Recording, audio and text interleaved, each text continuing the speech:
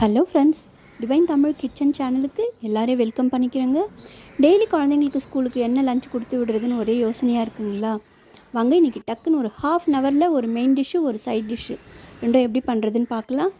இது நம்ம பொரியல் மாதிரி பண்ணி மிக்ஸ் பண்ணி கொடுத்து விடுவோம். நீங்கள் இந்த மாதிரி புலாவ் மாதிரி பண்ணி பாருங்கள், ரொம்ப டேஸ்டியாக இருக்கும். டக்குன்னு முடிஞ்சிடும், எல்லாருமே இதை சாப்பிட்டுக்கலாம். இப்போ குக்கர் வச்சுக்கலாம். குக்கர் சூடானதும் எண்ணெய் விட்டுட்டு, எண்ணெய் சூடாகட்டும்.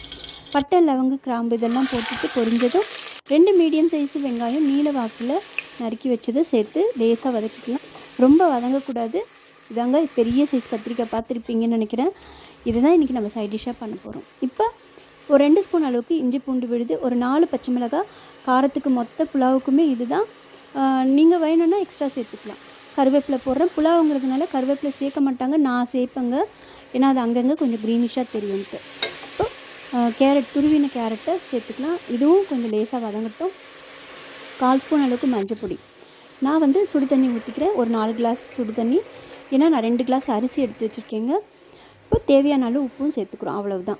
நான் அரிசி சாப்பாடு அரிசி தாங்க, வீட்டுக்கு நம்ம எப்போவும் யூஸ் பண்ணுற சாப்பாடு அரிசி தான் யூஸ் பண்ணுறேன். இதுலேயே ரொம்ப டேஸ்ட்டாக இருக்கும், செஞ்சு பாருங்கள்.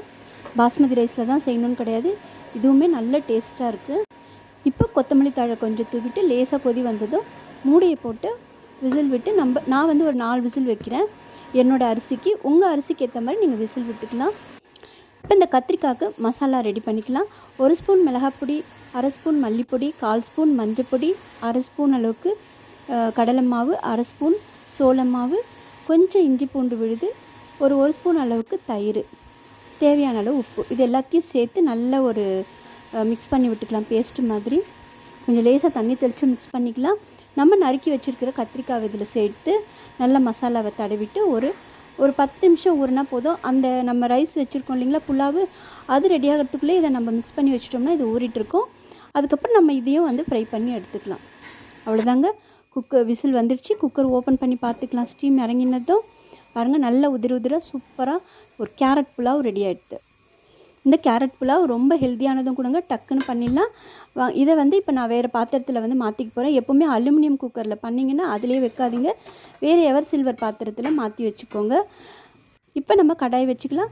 கொஞ்சம் எண்ணெய் விட்டு சூடானதும் இந்த நம்ம மசாலா தடவி வச்சுருக்க இந்த கத்திரிக்காவெல்லாம் போட்டு ஃப்ரை பண்ணி 2 பக்கமும் திருப்பி நல்லா கோல்டன் கலர் ஆகிற அளவுக்கு ஃப்ரை பண்ணி எடுத்துக்கலாம். இது ரொம்ப டேஸ்டியாக இருக்குங்க. நான் எதிர்பார்க்கவே இல்லை இது இவ்வளோ டேஸ்ட்டாக இருக்கும். நான் இப்போ தான் நான் 3rd டைமே பண்ணுறேன். இது பாருங்கள், சூப்பரான மெயின் டிஷ்ஷும் சைட் டிஷ்ஷும் ரெடி ஆகிடுது. இந்த வீடியோ பிடிச்சிருந்தால் லைக் பண்ணுங்கள், ஷேர் பண்ணுங்கள், சப்ஸ்கிரைப் பண்ணுங்கள். தேங்க்யூ.